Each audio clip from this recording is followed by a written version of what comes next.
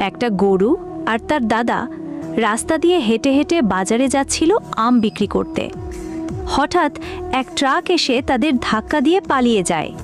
সবাই দাঁড়িয়ে দেখছিল, কিন্তু কেউ এগিয়ে আসলো না। গরুটা একটু আহত হলেও উঠে দাঁড়ালো। সে তার মালিককে পিঠে তুলে নিয়ে গেল নিউ হসপিটালে। হসপিটালের বেডে শুরিয়ে দেওয়ার পর ডাক্তার বলল অনেক টাকা লাগবে।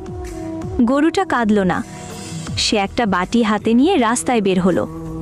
সে বলে, আমার মালিক খুব অসুস্থ, দয়া করে কিছু টাকা দিন।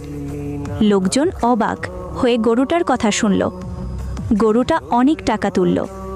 পরে সে আবার হসপিটালে ফিরে এসে ডাক্তারকে বলল, এই নিন টাকা, আমার বন্ধুকে বাঁচান। ডাক্তার অবাক।